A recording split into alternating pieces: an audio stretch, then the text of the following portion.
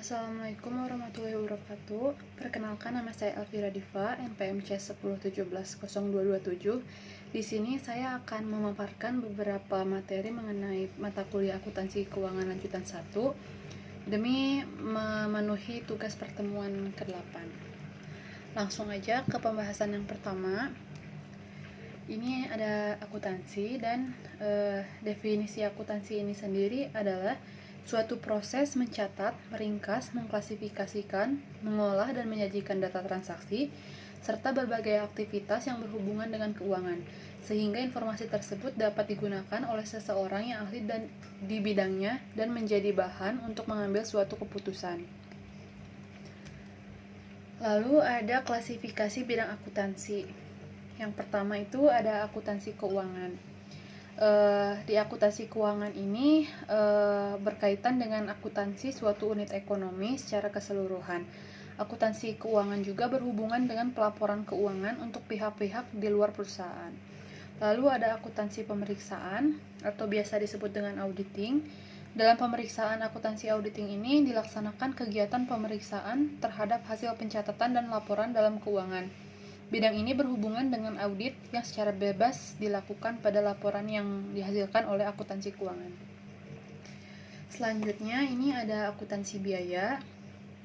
Akuntansi biaya ini biasa disebut dengan cost accounting, dan akuntansi biaya ini merupakan bidang akuntansi yang mencatat dan menghitung serta menganalisis sebuah data biaya pada suatu perusahaan industri dalam usaha menentukan besarnya harga pokok produksi suatu barang atau produk.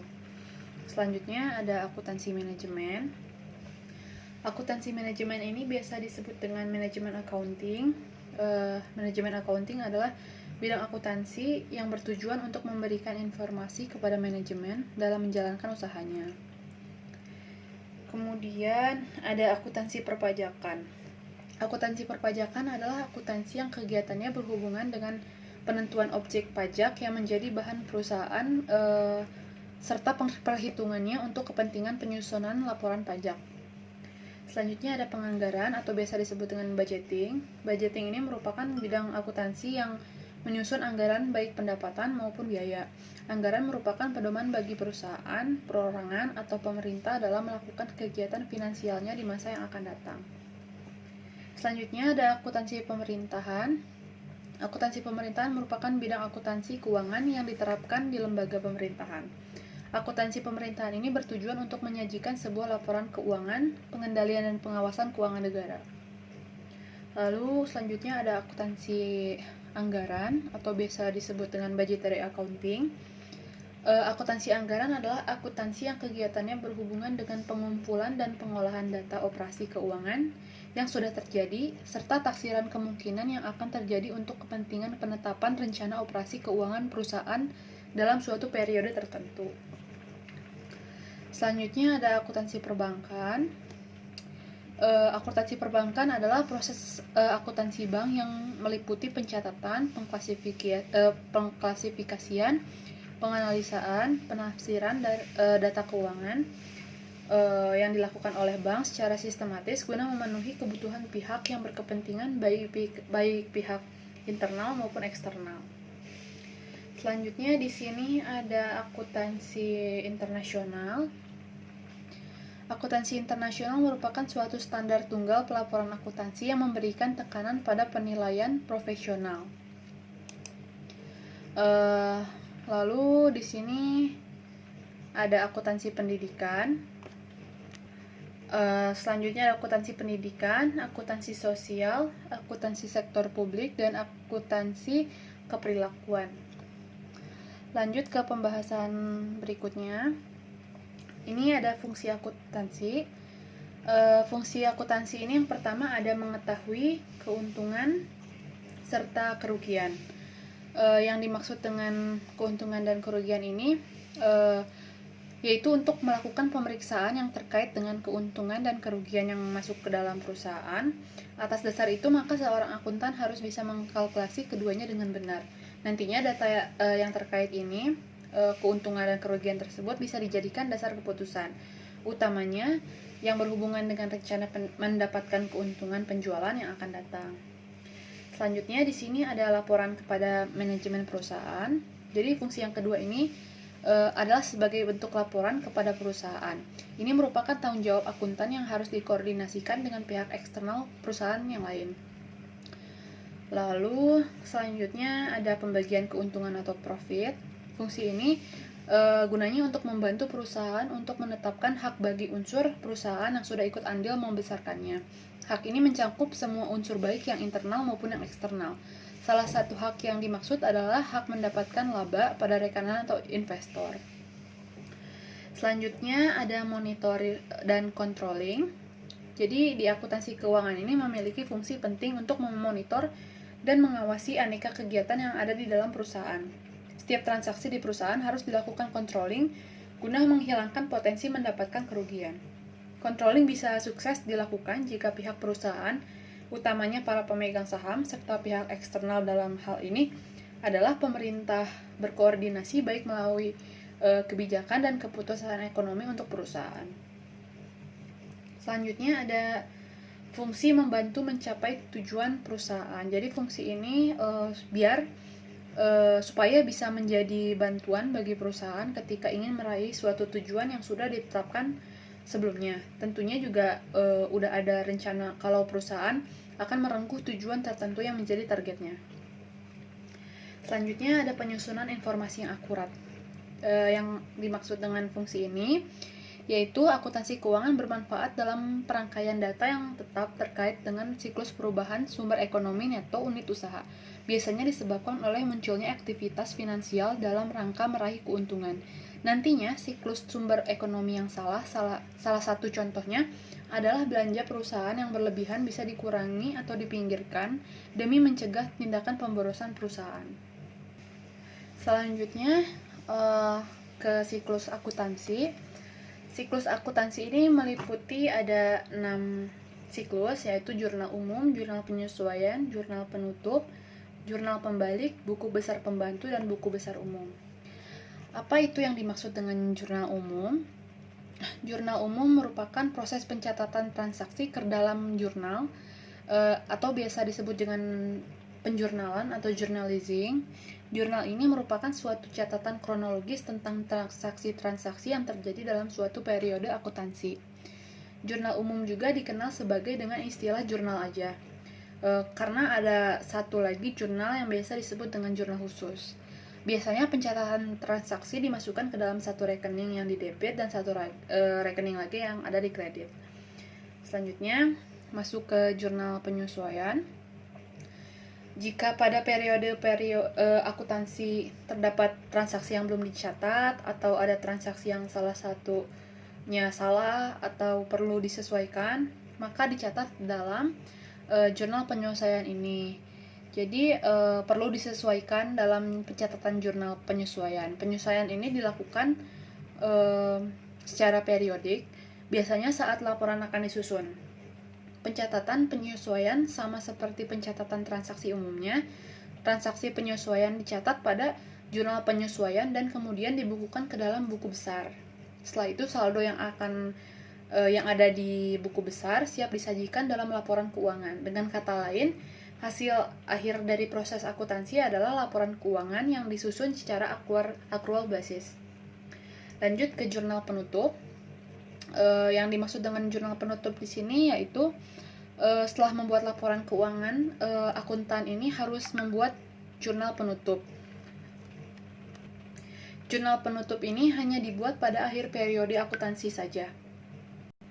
Rekening yang ditutup hanya nominal atau rekening laba rugi. Caranya itu adalah dengan menolkan atau membuat nihil rekening terkait. Rekening-rekening nominal yang harus ditutup ini karena rekening tersebut digunakan untuk mengukur aktivitas atau aliran sumber-sumber yang terjadi pada periode berjalan. Pada akhir periode akuntansi, rekening nominal sudah selesai menjalankan fungsinya sehingga harus ditutup. Selanjutnya pada periode berikutnya dapat digunakan kembali untuk mengukur aktivitas yang baru dan mulai terjadi. Selanjutnya ada jurnal pembalik. Tujuan dari jurnal pembalik ini adalah menyederhanakan prosedur pencatatan transaksi-transaksi tertentu yang terjadi secara repetitif pada periode berikutnya. Karena tujuannya untuk menyederhanakan, maka tahap terakhir ini juga bersifat opsional. Jurnal pembalik biasanya dibuat pada awal periode berikutnya. Caranya, dengan membuat jurnal pembalik dari jurnal penyesuaian yang telah dibuat. Dengan kata lain, membalikan akun yang telah dibuat pada jurnal penyesuaian dari yang awalnya debit menjadi kredit dan dari awalnya kredit menjadi debit. Selanjutnya ada buku besar pembantu dan buku besar umum. Apa itu buku besar umum? Jadi buku besar umum ini adalah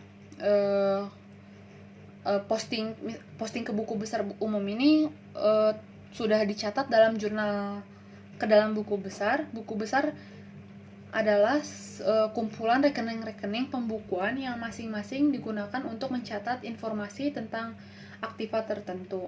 Pada umumnya, perusahaan juga mempunyai daftar susunan rekening-rekening buku besar yang disebut chart of account. Masing-masing rekening ini biasanya diberi nomor kode untuk memudahkan dalam mengidentifikasi dan membuat cross-reference dengan pencatatan transaksi dalam jurnal. Selanjutnya masuk ke pembahasan laporan keuangan. Di sini ada jenis-jenis laporan keuangan. Yang pertama itu ada laporan laba rugi, laporan perubahan modal, laporan neraca, dan laporan arus kas. Jadi laporan laba rugi ini sesuai dengan namanya berfungsi untuk membantu perusahaan mengetahui apakah bisnis berada dalam posisi laba atau rugi. Laporan laba rugi juga biasanya disebut sebagai income statement atau profit and loss statement.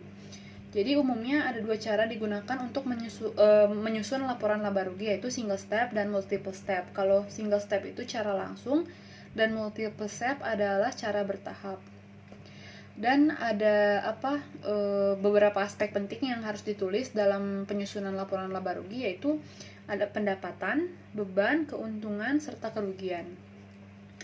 Lalu masuk ke laporan perubahan modal. Laporan perubahan jenis ini menyediakan informasi tentang jumlah modal yang dimiliki bisnis perusahaan selama periode tertentu. Melalui laporan perubahan modal ini, perusahaan bisa mendapatkan data mengenai seberapa besar perubahan modal yang telah terjadi, lengkap dengan penyebab perubahannya. Dan ada beberapa data khusus yang harus dimiliki oleh laporan perubahan modal. Yang pertama, ada modal awal, laba rugi, price atau modal sendiri atau biaya sendiri, dan penambahan modal. Dan ada laporan neraca. Apa itu laporan neraca? Jadi dalam ilmu akuntansi, neraca ini disebut dengan istilah balance sheet. Laporan neraca juga berfungsi untuk menunjukkan kondisi informasi dan posisi keuangan bisnis perusahaan pada tanggal yang ditentukan. Dengan menyusun laporan neraca, perusahaan bisa mengetahui data tentang jumlah aktiva berupa harta atau aset, kewajiban berupa utang, dan ekuitas atau modal perusahaan. Neraca ini terdiri dari 3 unsur. Di sini bisa dilihat aset, liabilitas, serta ekuitas. Selanjutnya masuk ke laporan arus kas. Jadi laporan arus kas ini merupakan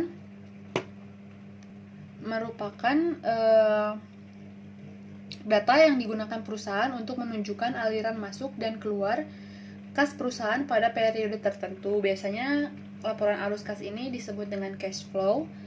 Lebih dari itu, laporan arus kas juga dapat berfungsi sebagai indikator jumlah arus kas di masa yang akan mendatang. Berdasarkan data arus kas terkini, laporan jenis ini juga akan menjadi alat pertanggungjawaban arus kas masuk dan arus kas keluar selama periode pelaporan. Selanjutnya masuk ke materi hubungan antar laporan keuangan. Jadi di sini ada hubungan antar laporan keuangan dari laba rugi, neraca, dan arus kas. Seperti bisa dilihat di sini, ada pendapatan dan biaya, saldo akhir kas, arus kas dan aktivasi, investasi dan pembiayaan serta kegiatan. Jadi pendapatan dan biaya ini disajikan dalam laporan laba rugi dan dapat mengakibatkan adanya perubahan dalam aktiva dan kewajiban dalam laporan neraca. Kedua hal ini saling mempengaruhi satu sama lain. Lalu ada saldo akhir kas. Komponen saldo akhir kas ini terdapat pada laporan arus kas yang harus sesuai dengan uang tunai atau uang kas yang ada di dalam neraca. Lanjut ke arus kas dari aktivasi koperasi. Jadi, yang dimaksud dengan ini, komponen arus kas dalam laporan arus kas mencerminkan efek kas dari transaksi-transaksi yang termasuk dalam penentuan laba bersih. Selanjutnya, rekonsiliasi laba bersih serta arus kas bersih dari aktivitas operasi akan disajikan sebagai bagian dari laporan arus kas.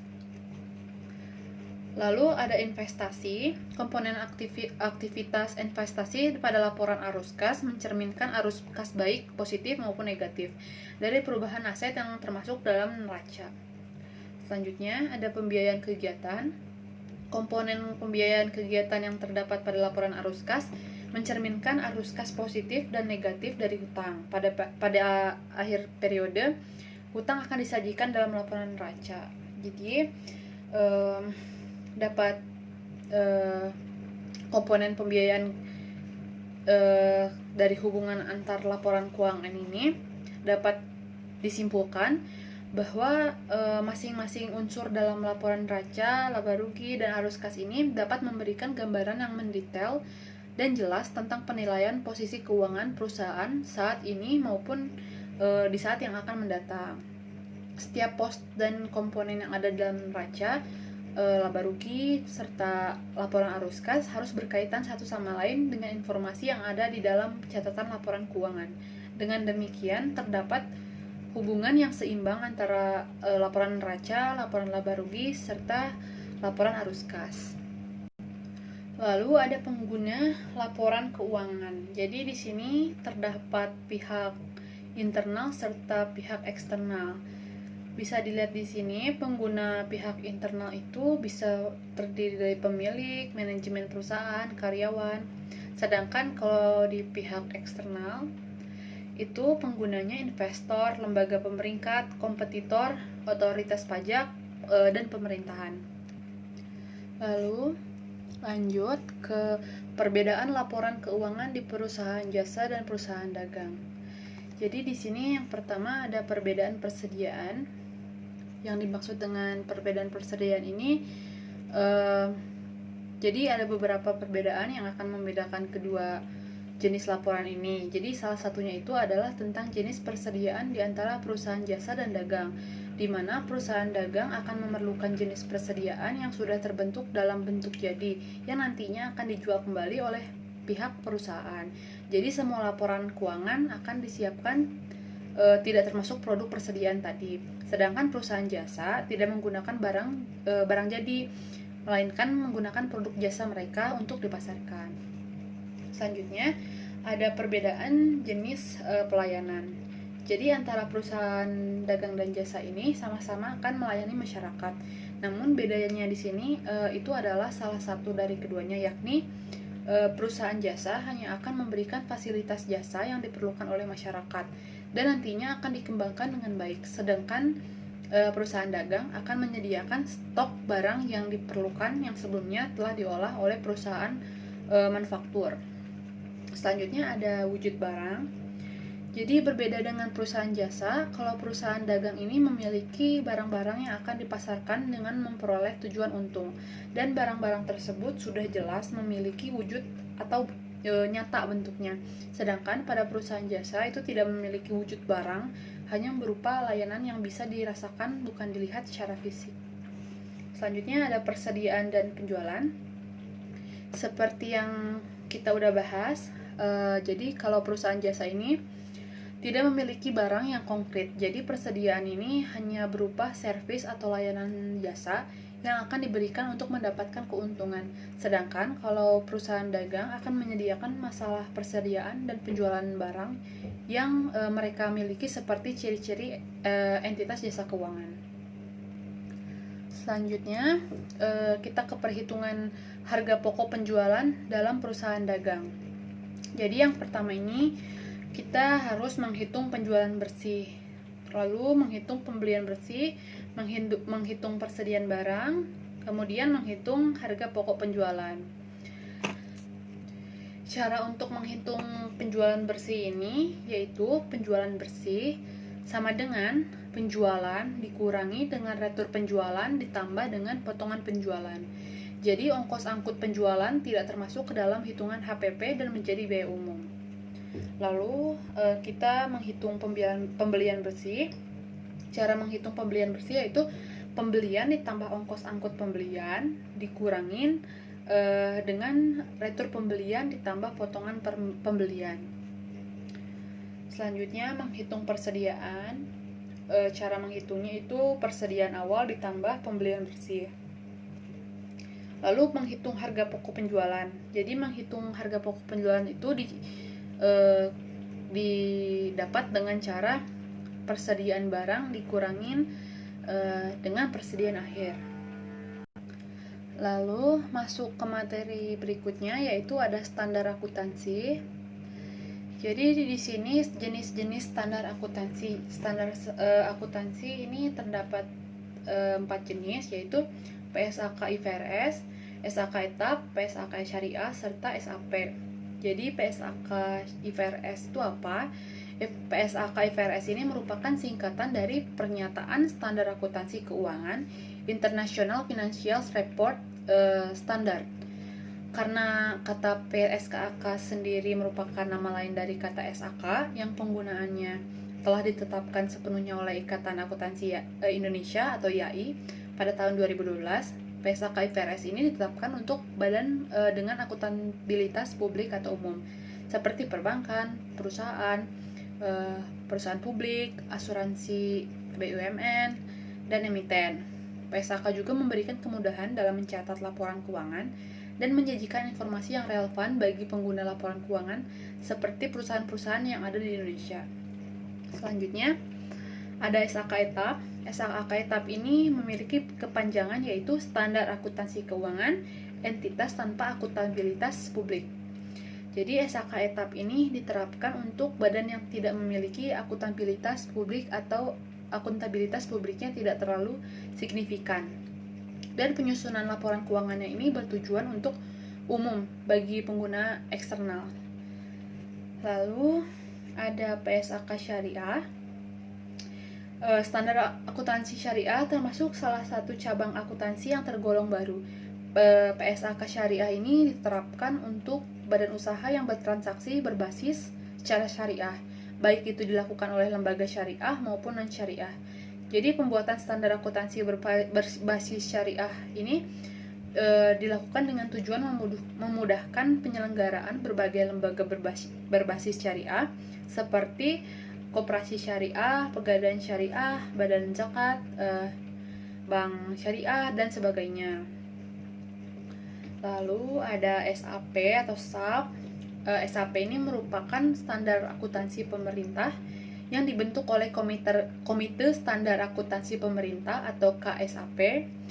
Jadi penyusunan standar akuntansi ini mengacu pada kerangka konseptual akuntansi pemerintahan.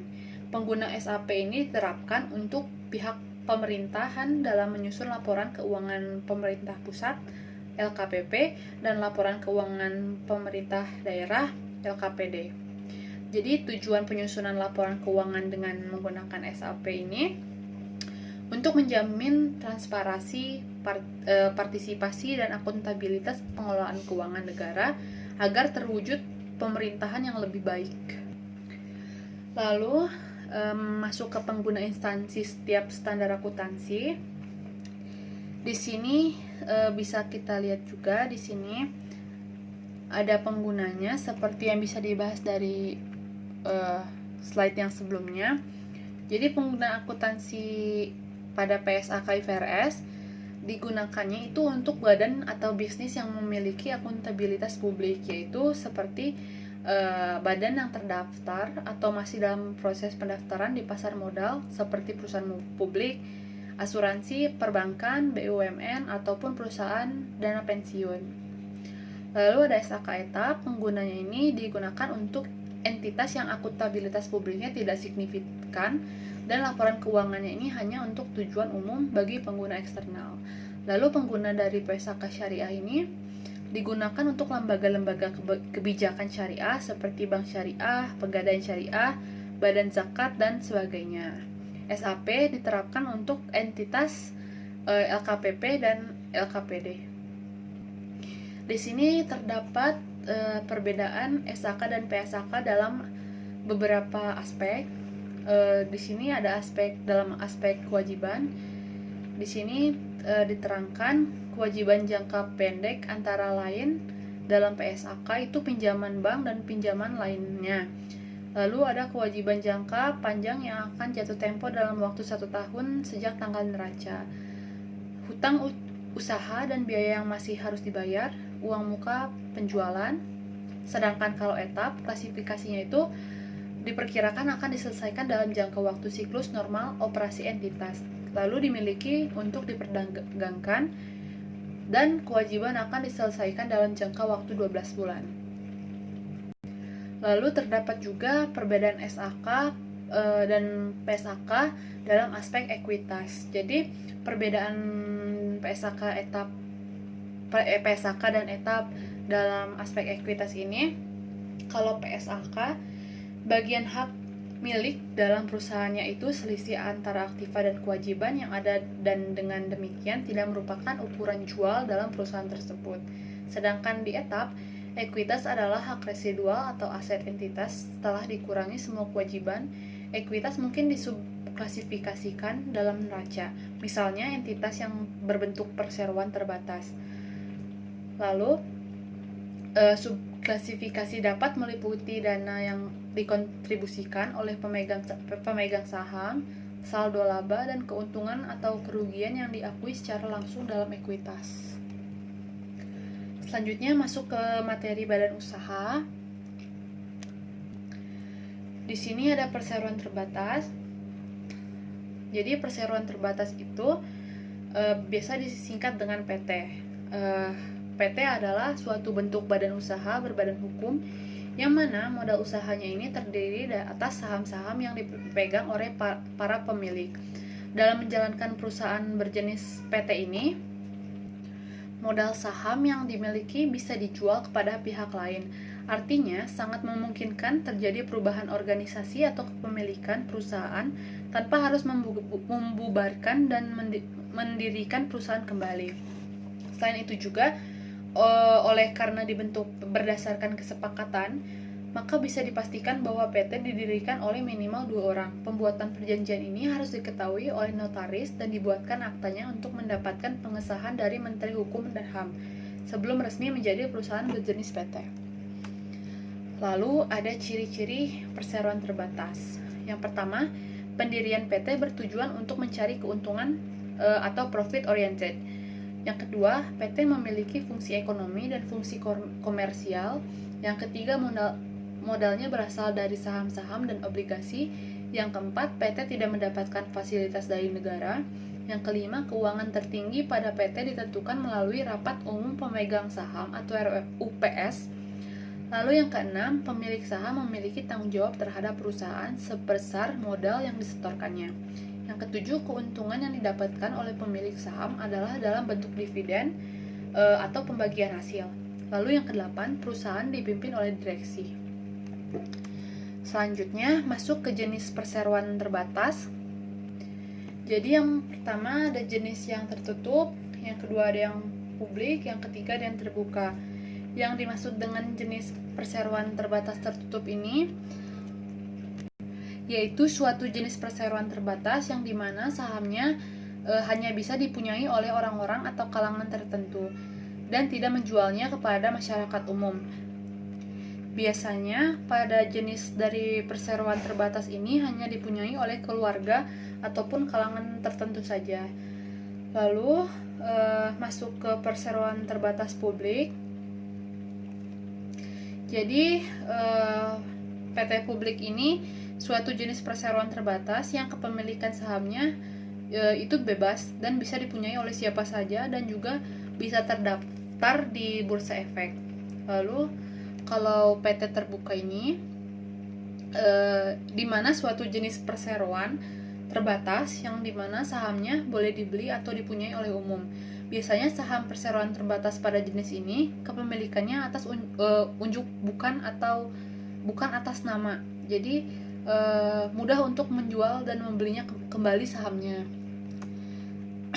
Selanjutnya masuk ke persekutuan. Jadi apa yang dimaksud dengan persekutuan ini yaitu perusahaan yang hak kepemilikannya dimiliki oleh 2 orang atau lebih yang secara bersama-sama menjalankan usahanya guna mencapai tujuan tertentu. Perusahaan persekutuan biasanya terbentuk karena dilatar belakangi oleh minat usaha yang sama. Tujuan dari menjalankan usaha secara bersama-sama ini diantaranya adalah untuk menggabungkan sumber daya yang dimiliki oleh masing-masing pemiliknya. Lalu ada perusahaan persekutuan berbadan hukum dan tidak. Dan yang di sini yang berbadan hukum ini termasuk firma dan persekutuan komanditer atau CV, dan persekutuan yang tidak perusahaan yang tidak berbadan hukum ini yaitu perseroan terbatas atau PT, yayasan, badan usaha milik negara atau BUMN, serta koperasi. Lalu ada perseorangan atau perusahaan perseorangan. Ini dimaksud dengan perusahaan yang dikelola dan diawasi oleh satu orang, di mana pengelola perusahaan memperoleh seluruh keuntungan perusahaan, tetapi ia juga menanggung seluruh risiko yang timbul dalam kegiatan perusahaan. Pendirian perusahaan perseorangan tidak diatur dalam KUHD dan tidak memerlukan perjanjian karena hanya didirikan oleh satu orang pengusaha saja. Selanjutnya ada kelebihan dan kekurangan perusahaan perseorangan. Kelebihannya di sini memiliki kebebasan dalam bergerak. Pemerintah tidak memungut pajak perusahaan tetapi hanya kepada pajak pemilik. Penguasaan sepenuhnya terhadap keuntungan yang diperoleh. Rahasia perusahaan dijamin terjamin. Lalu motivasi usahanya yang tinggi.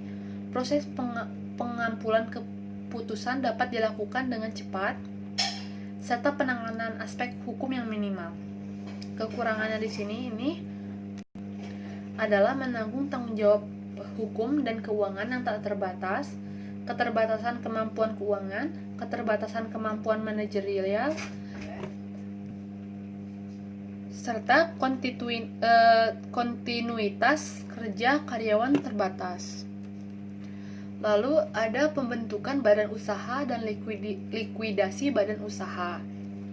Sebelumnya kita harus tahu juga apa yang dimaksud dengan badan usaha serta likuidasi. Jadi badan usaha itu adalah kesatuan dari sekelompok orang atau modal yang memiliki aktivitas yang bergerak di bidang perdagangan atau bidang usaha lainnya dengan bertujuan untuk menghasilkan laba atau keuntungan atau profit.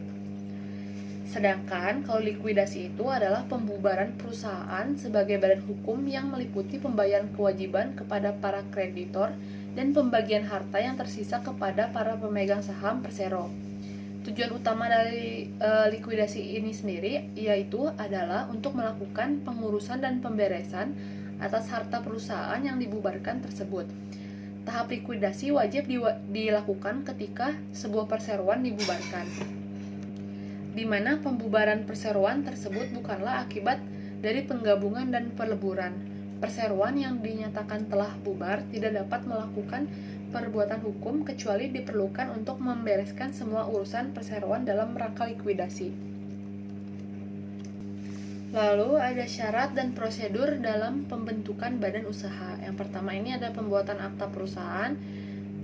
Jadi pembuatan akta perusahaan ini berisi informasi lengkap tentang usaha perusahaan, mulai dari nama perusahaan, bergerak di bidang usaha apa, nama pemilik modal, besaran modal dasar dan di store-nya berapa, serta struktur pengurus perusahaan seperti direktur, komisaris, dan lain-lain. Jadi akta pendirian perusahaan ini harus dibuat dan ditandatangani oleh notaris, dengan sebelumnya harus menyertakan fotokopi KTP si pendiri. Dan dalam proses selanjutnya, perusahaan juga akan mendapatkan SK pengesahan akta pendirian perusahaan dari Departemen Hukum dan HAM. Selanjutnya, prosedur yang kedua itu mendapat surat keterangan domisili usaha. Jadi untuk bisa mendapatkan surat keterangan domisili usaha ini, perusahaan harus mengajukan permohonan kepada kelurahan atau kepala desa setempat dengan membawa persyaratan berupa fotokopi bukti kepemilikan atau kontrak tempat usaha, surat keterangan dari pemilik gedung ini jika serta fotokopi pembayaran pajak bumi dan bangunan tahun terakhir. Setelah proses selesai, perusahaan akan mendapatkan bukti keterangan alamat domisili perusahaan. Selanjutnya, prosedur yang 3 itu mengurus nomor pokok wajib pajak atau NPWP. Jadi langkah awal untuk bisa mendapatkan NPWP ini adalah dengan mendaftarkan diri sebagai wajib pajak pada kantor pelayanan pajak atau KPP pada daerah setempat. Jadi perusahaan harus membawa persyaratan berupa bukti kepemilikan sewa atau tempat usaha, lampiran bukti pajak pendapatan atau PPN atas sewa gedungnya, serta bukti pelunasan PBB. Setelah itu perusahaan juga akan mendapatkan NPWP beserta surat keterangan terdaftar sebagai wajib pajak. Jadi dengan nomor inilah nanti perusahaan bisa melaksanakan segala hak dan kewajiban perpajakannya. Lalu ke prosedur yang keempat, yaitu mengurus surat izin usaha perdagangan atau SIUP. SIUP adalah surat izin yang dikeluarkan oleh Dinas Perindustrian dan Perdagangan sebagai tanda bahwa perusahaan telah bisa menjalankan usaha di bidang perdagangan dan jasa. Jadi untuk bisa mendapatkannya ini harus mengajukan permohonan dengan persyaratan berupa surat izin tempat usaha atau situ dan pas foto pimpinan perusahaan atau direktur. Lalu prosedur yang terakhir ini mengurus tanda daftar perusahaan atau TDP. Jadi sesuai peraturan dan perundang-undangan, semua jenis bidang usaha ini wajib memiliki TDP dan TDP ini dianggap sebagai bukti nyata bahwa usaha perusahaan ini telah terdaftar dan telah disahkan oleh pejabat yang berwenang. Selanjutnya, masuk ke prosedur likuidasi badan usaha. Jadi tahap prosedur likuidasi yang pertama itu ada pengumuman dan pemberitahuan pembubaran perseroan. Jadi terhitung sejak pembubaran perseroan dalam jangka waktu paling lambat itu 30 hari, likuidator wajib memberitahukan kepada semua kreditor mengenai pembubaran perseroan dalam surat kabar dan berita negara. Selanjutnya juga likuidator wajib memberitahukan pembubaran perseroan kepada menteri untuk dicatat dalam daftar perseroan bahwa perseroan dalam tahap likuidasi. Lalu kemudian likuidator melakukan pemberitahuan kepada kreditor dalam surat kabar dan berita negara Republik Indonesia sebagaimana yang dimaksud. Pemberitahuan harus memuat pembubaran perseroan dan dasar hukumnya, nama dan alamat likuidator, tata cara pengajuan tagihan dan jangka waktu pengajuan tagihannya. Jangka waktu pengajuan tagihan tersebut adalah 60 hari terhitung sejak tanggal pengumuman pembubaran perseroan. Jadi dalam hal ini pemberitahuan kepada menteri tentang pembubaran perseroan, likuidator wajib melengkapi dengan bukti dasar hukum pembubaran perseroan dan pemberitahuan kepada kreditor dalam surat kabar. Dan apabila pemberitahuan kepada kreditor dan menteri belum dilakukan, pembubaran perseroan tidak berlaku bagi orang ketiga. Jika likuidator lalai melakukan pemberitahuan tersebut, likuidator secara tanggung renteng dengan perseroan bertanggung jawab atas kerugian yang diderita oleh pihak ketiga. Lalu tahap prosedur likuidasi yang kedua itu ada pencatatan dan pembagian harta kekayaan. Jadi kewajiban likuidator dalam melakukan pemberesan harta kekayaan perseroan dalam proses likuidasi ini harus meliputi pelaksanaan seperti pencatatan dan pengumpulan kekayaan dan utang, pengumuman dalam surat kabar dan berita negara Republik Indonesia mengenai rencana pembagian kekayaan hasil likuidasi, lalu pembayaran kepada kreditor, pembayaran sisa kekayaan hasil likuidasi kepada pemegang saham, serta tindakan lain yang perlu dilakukan dalam pelaksanaan pemberesan kekayaan. Kemudian dalam hal likuidator, memperkirakan bahwa utang perseroan lebih besar daripada kekayaan perseroan. Likuidator ini wajib mengajukan permohonan pilot perseroan, kecuali peraturan perundang-undangan menentukan lain dan semua kreditor diketahui identitas dan alamatnya, menyetujui pemberesan dilakukan di luar kepilitan. Selanjutnya ada tahap yang ketiga, yaitu tahap pengajuan keberatan kreditor. Jadi kreditor dapat mengajukan keberatan atas rencana pembagian kekayaan hasil likuidasi dalam jangka waktu paling lambat itu 60 hari terhitung sejak tanggal pengumuman pembubaran perseroan. Jadi dalam hal ini pengajuan keberatan tersebut ditolak oleh likuidator dan kreditor dapat mengajukan gugatan ke pengadilan negeri dalam jangka waktu paling lambat 60 hari terhitung sejak tanggal penolakan. Lalu kemudian kreditor mengajukan tagihan sesuai dengan jangka waktu tersebut dan kemudian ditolak oleh likuidator, dapat mengajukan gugatan kepada pengadilan negeri dan jangka waktu paling lambat yaitu 60 hari terhitung dari tanggal penolakan. Sebaliknya, kreditor yang belum mengajukan tagihannya dapat mengajukan melalui pengadilan negeri dalam jangka waktu 2 tahun terhitung sejak pembubaran perseroan diumumkan. Dan apabila dalam hal likuidator tidak dapat melaksanakan kewajibannya seperti yang diatur, atas permohonan pihak yang berkepentingan atau atas permohonan kejaksaan ketua pengadilan dapat mengangkat likuidator baru dan memberhentikan likuidator lama. Pemberhentian likuidator tersebut dilakukan setelah yang bersangkutan dipanggil untuk didengar pernyataannya. Selanjutnya yang prosedur keempat ini ada tahap pertanggungjawaban kepada kreditor. Jadi likuidator ini bertanggung jawab kepada RUPS atau pengadilan yang mengangkatnya atas likuidasi perseroan yang dilakukan dan kurator bertanggung jawab kepada hakim pengawas atas likuidasi perseroan yang dilakukan pada pasal 152 ayat 1. Lalu ada tahap pengumuman hasil likuidasi. Jadi tahap yang terakhir ini likuidator wajib memberitahukan kepada menteri dan mengumumkan hasil akhir proses likuidasi dalam surat kabar setelah RUPS memberikan pelunasan dan pembebasan kepada likuidator atau setelah pengadilan menerima pertanggungjawaban likuidator yang ditunjuknya. Ketentuan tersebut juga berlaku bagi kurator yang pertanggungjawabannya telah diterima oleh hasil hakim pengawas. Kemudian menteri mencatat berakhirnya status badan hukum perseroan dan menghapus nama perseroan dari daftar perseroan. Setelah ketentuan sebagaimana dimaksud, ketentuan ini berlaku bagi berakhirnya status badan hukum perseroan karena penggabungan, peleburan atau pemisahan. Kemudian selanjutnya pemberitahuan dan pengumuman sebagaimana dimaksud, yaitu dilakukan dalam jangka waktu paling lambat itu 30 hari terhitung sejak tanggal pertanggungjawaban likuidator atau kurator diterima oleh RUPS, pengadilan atau hakim pengawas. Jadi tahapan-tahapan likuidasi telah dinilai selesai pada saat menteri mengumumkan berakhirnya status badan hukum perseroan dalam berita negara. Lalu kemudian ada pelaporan segmen. Yang dimaksud dengan pelaporan segmen itu adalah pelaporan informasi keuangan menurut segmen operasi yang dijalankan oleh suatu perusahaan.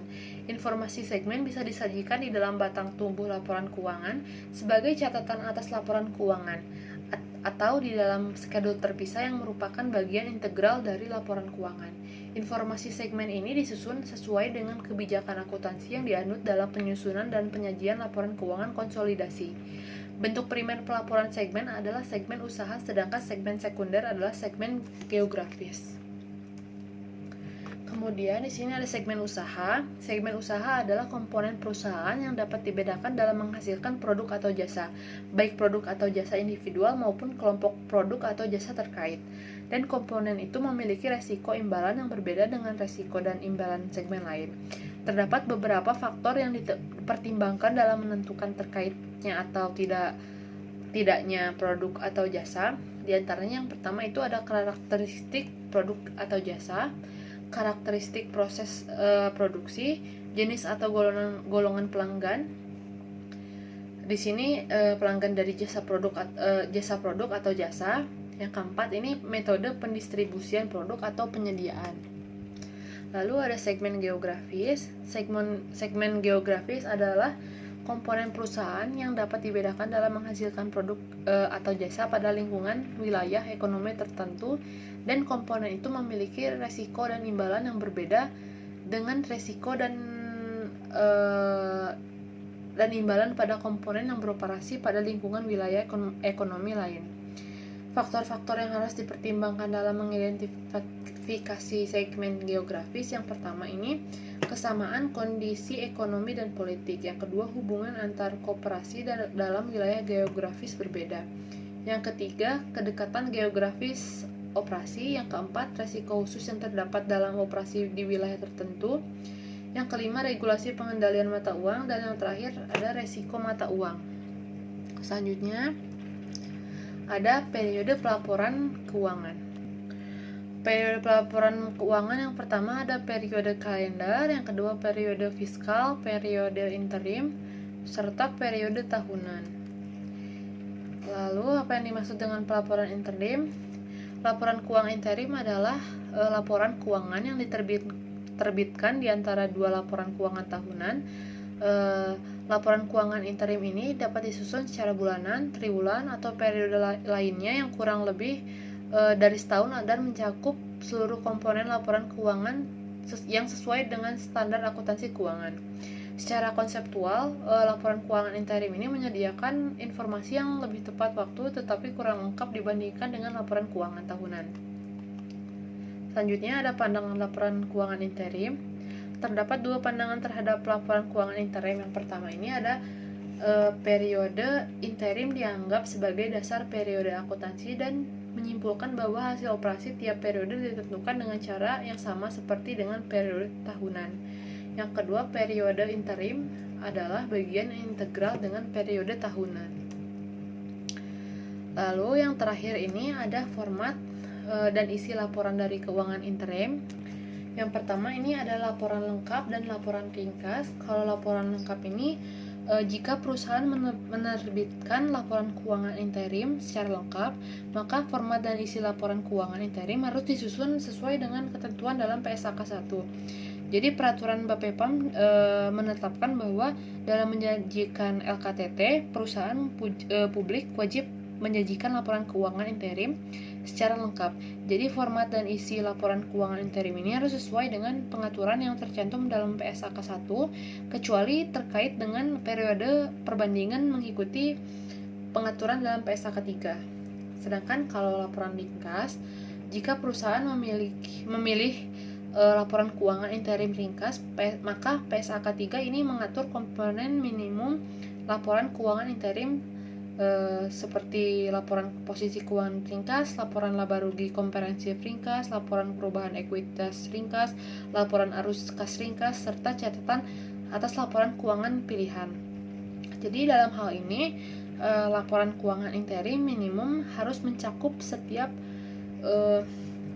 judul dan sub jumlah yang dilaporkan dalam laporan keuangan tahunan terkini, dan catatan penjelasan dan catatan penjelasan tertentu.